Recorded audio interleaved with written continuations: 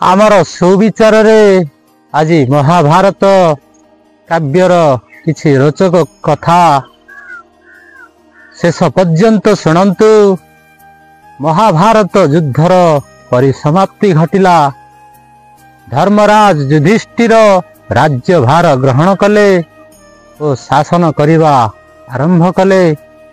सेतिकी बेले अश्वत्थामा जे कि पांडव कुलर विनाश हेतु ब्रह्मास्त्र प्रयोग कला, किंतु भगवान श्रीकृष्ण उपयुक्त समय रे उपस्थित होई उत्तरार गर्भस्थ शिशु को रक्षा कले।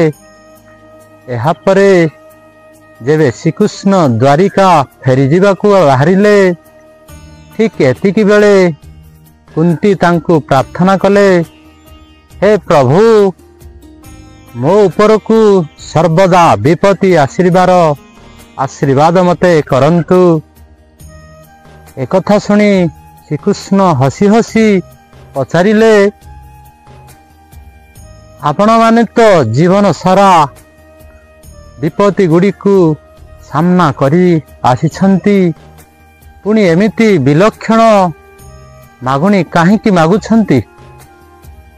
कुंती कहिले, भगवान विपत्ति गुड़िक आसिले ही से गुड़िकर रक्षा करने आपण मध्य आसिबे। जेउ कारणरू हो पछके आपणकर दर्शन मिल परिबो। एहा तो आम पई सौभाग्यशाली हब।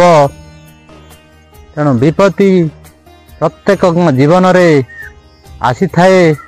भगवान को उपरे जेउ मानकर अटल श्रद्धा थाए से माने एई क्षण गुड़िक जीवनर सौभाग्यशाली मानी स्वीकार करती।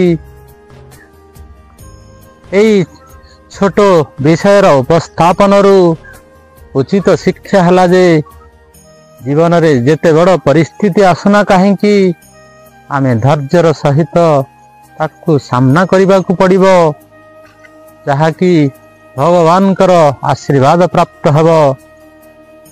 तेणु समस्ते विपत्ति समय रे धैर्यर सह विपत्ति को सामना करंतु। धैर्य हरा हेले कौनसी फल मिल न थाए।